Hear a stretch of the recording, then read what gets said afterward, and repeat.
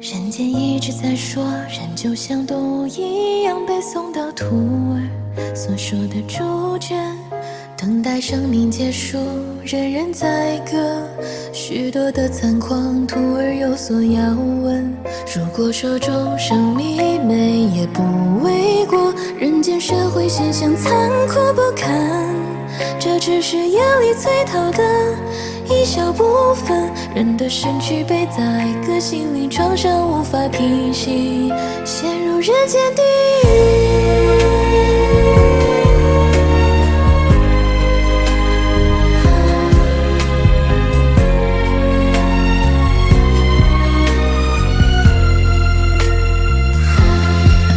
可否向至人间大开杀戒，众所动物，人人在下碰触，大饱口腹之欲，谁又能可怜他们，救救他们呢？人类所支持的动物和牲畜，他们生命中的最后几分钟，或是最后几秒钟是如何死亡的？有的是受到电击，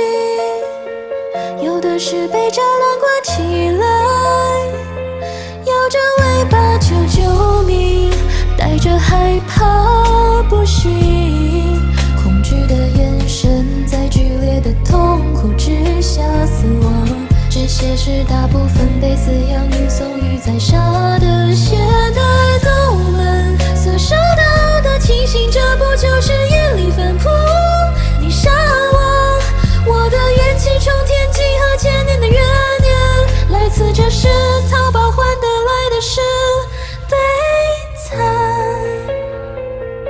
家庭的破碎，双肩伤心爱。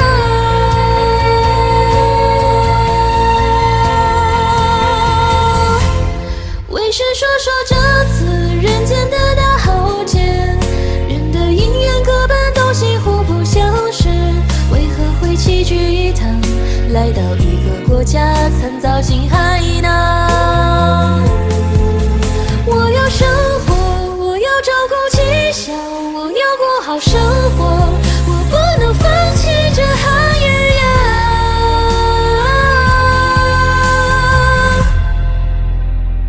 再想想那些被骗来的人，不都是听信甜言蜜语可以一步登天，赚取更多的钱再享受晚年安详呢？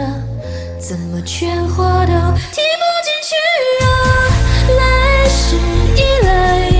这些被迫害的众生不都是千年历史的杀业，都是在人间职业从事杀业，不管是杀牛杀猪杀鱼，都是今后在这世要还掉啊。那些被带到东南亚国家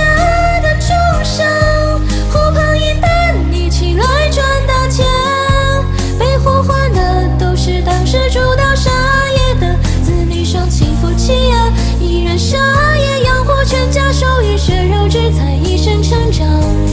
统统都要连累共业啊，共业啊。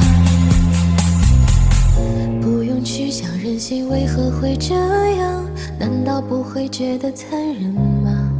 为是给徒儿一个印证，徒儿去时常看到杀业的摊位，问问老板，您在宰杀这些动物时开肠剖肚，难道不会害怕吗？徒儿啊，